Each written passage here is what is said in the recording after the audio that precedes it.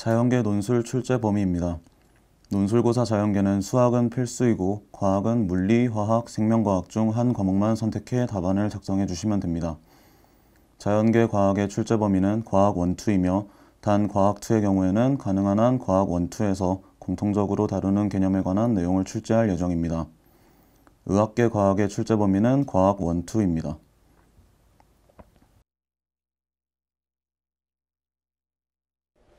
안녕하십니까. 경희대학교 의과대학 조세영 교수입니다. 지금부터 2017학년도 경희대학교 모의논술, 그 중에서도 자연계열 과학 중에 생물에 대한 특강을 진행하도록 하겠습니다. 먼저 출제 개요부터 말씀드리겠습니다. 이번 자연계열 생명과학 논술은 고교 생명과학 1과 2의 기본 개념을 이해하고 있는지를 바탕으로 해서 통합적 사고의 틀 안에서 응용할 수 있는지를 평가하는 것을 주요 골자로 했습니다. 그 중에서도 이번 모의 논술에서는 물질 대사, 특히 에너지의 생성과 보존, 그리고 사용에 대해서 성인병 중에 하나인 당뇨병을 모델로 해서 그 기전에 대한 이해가 얼마나 되어 있는지를 설명하고자 했습니다.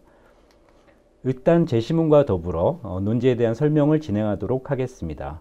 일단 먼저 제시문 가에서는 생명활동에 필요한 에너지에 대한 설명이 나와 있고요. 그 중에서도 생명체는 ATP라고 하는 에너지 전달체를 사용을 해서 에너지를 사용하게 된다는 것이 골자가 되겠고요. 제시문 나에서는 우리가 이제 주요 에너지원으로 사용하는 포도당에 대한 설명입니다. 그래서 이 포도당은 포도당 한 개당 686kcal 에너지를 생성하지만 그 중에서 우리 몸에서는 세포 호흡을 통해서 포도당을 이산화탄소와 물로 바꾸면서 약 38개의 ATP를 방출하게 됩니다. 또한 산소가 없는 상태에서는 발효와 같은 일이 벌어지게 되는데 그때에는 38ATP가 아니라 2개의 ATP만 생성할 수가 있고요. 그 과정의 반응식이 아래에 나타나 있습니다. 그래서 논제 첫 번째 논제에서는 연소의 경우에 에너지 효율을 100%라고 하였을 때 세포 호흡과 발효의 에너지 효율을 구하는 것이고요. 두 번째는 세포가 연소를 하는 대신에 에너지 효율이 낮은 세포 호흡을 통해서 ATP를 생산하는 이유, 그리고 산소가 없을 때 왜 에너지 효율이 더 낮은 발효를 하는지에 대해서 논술을 하라는 것입니다. 일단 산소를 통해서 연소를 하는 경우에 총 에너지가 686kcal이고 ATP 하나당 7.3kcal의 에너지를 만들어낼 수 있습니다. 따라서 에너지 효율의 계산은 비교적 간단한데요. 일단 세포 호흡의 경우에는 38개의 ATP를 생산하고 거기 개당 7.3kcal가 생성이 되니까요. 여기에서 보시다시피 38 곱하기 7.3을 전체 686으로 나눠주면 약 40% 정도의 에너지 효율이 금방 계산이 됩니다. 마찬가지 방법으로 발효에서는 두 개의 ATP만이 생성이 되니까 7.3 곱하기 2를 하고 역시 686으로 나눠주면 약 2% 정도의 효율임을 금방 계산하실 수 있을 겁니다. 그러면 그 다음으로 이제 세포 호흡을 하는 이유는 연소를 통해서 많은 양의 에너지가 한꺼번에 발생할 경우에는 세포가 이를 이용할 수가 없죠.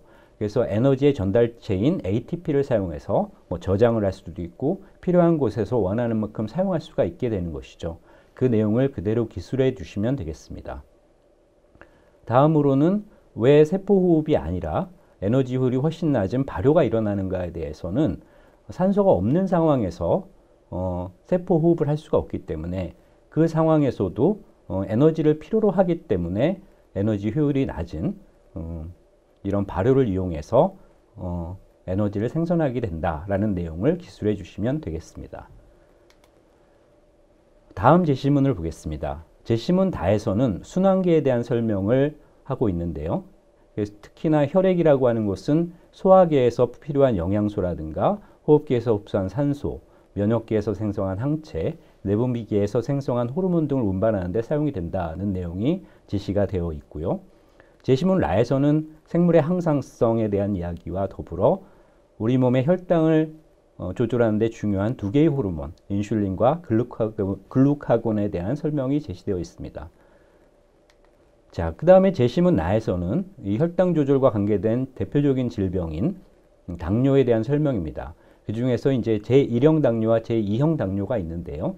그러니까 1형 당뇨의 경우에는 이자의 베타 세포가 파괴돼서 인슐린이 분비되지 않는 상태를 말하는 것이고, 2형 당뇨의 경우에는 인슐린 저항성이라고 하는데요.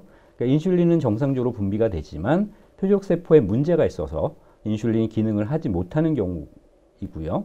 근데 이제 돌연변이에 의해서 베타 세포가 다른 기능을 못하는 경우도 역시 생각해 볼 수 있겠습니다. 그 다음 제시문 바에서는 유전자와 세포의 성질과 기능에 대한 설명이 되어 있는데요. 유전자가 형질을 결정지어주지만 이제 우리가 유전자라고 하는 것은 염기 서열이고, 그 염기 서열이 단백질의 아미노산 서열로 암호화되고, 그것으로부터 단백질의 구조가 결정되고, 합성된 단백질에 따라서 세포의 성질과 기능이 결정된다는 내용이 주요 내용으로 나와 있고, 거기에 덧붙여서 돌연변이라고 하는 것이 결국 세포의 성질과 기능을 바꾸게 된다는 것을 설명하고 있습니다. 그 다음 제시문 4에서는 유망받는 치료법인 유전자 치료와 줄기세포 치료에 대한 내용이 나와 있는데요. 유전자 치료라고 하는 것은 돌연변이 등으로 인해서 제 기능을 하지 못하는 비정상적인 유전자를 가지고 있는 환자에게 이 유전자 대신에 정상적인 유전자를 넣어줘서 세포가 정상적으로 기능할 수 있도록 하는 치료 기술을 말하고요. 줄기세포 치료는 기능을 정상적으로 하는 세포를 만들어서 환자에게 직접 투여하는 방법이 되겠습니다.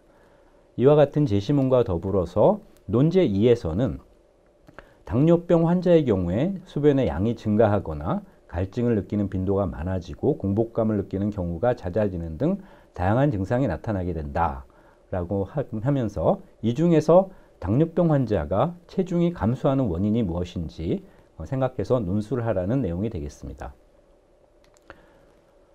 인슐린이 부족하거나 기능을 할 수 없게 되면 세포는 세포 내로 포도당을 흡수하지 못하게 됩니다. 그렇게 되면 이런 세포가 생명을 유지하고 기능을 하기 위해서 필요한 에너지가 필요한데 그걸 흡수할 수 없기 때문에 그렇게 되면은 혈당의 수치가 증가함과 더불어 세포 내부의 에너지는 고갈되는 상태가 되겠죠.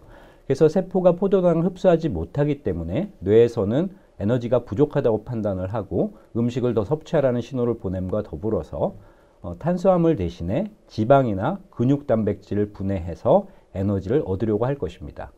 따라서 지방과 근육을 분해했기 때문에 지방과 근육 단백질이 감소하게 되고, 또한 에너지가 부족해서 복제력 등이 줄어들게 돼서 결국 체중의 감소가 일어나게 된다라는 골자로 기술을 하시면 될 것 같습니다.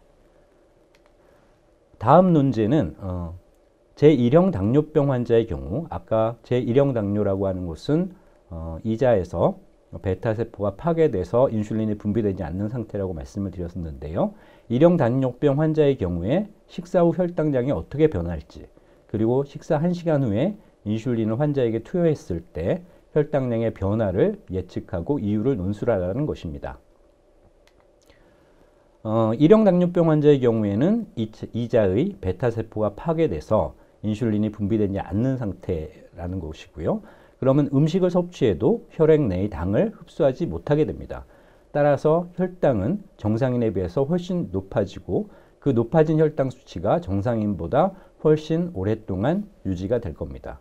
하지만 식사 1시간 후에 인슐린을 투여하게 되면 세포가 당을 흡수할 수 있게 되니까 그 투여 후의 혈당량은 다시 정상인과 비슷한 수준으로 감소하게 된다고 기술하시면 되겠습니다.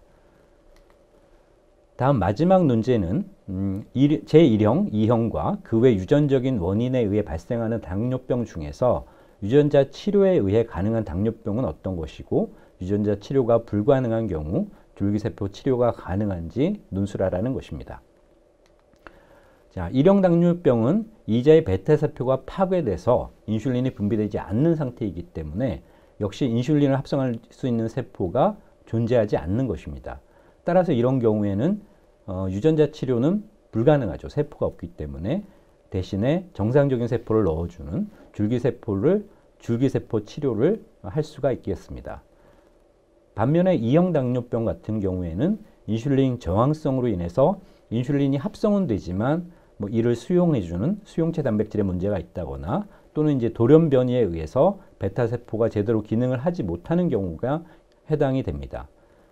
따라서 이 경우에는 유전자 변형에 의해서 이형 당뇨병이 온 것이므로 유전자 치료도 가능할 뿐만 아니라 정상적인 세포를 환자에게 투여를 해서 그 기능을 회복시켜 줄 수도 있기 때문에 역시 줄기세포 치료 역시 가능하다는 것을 구별해서 기술해 주시면 되겠습니다.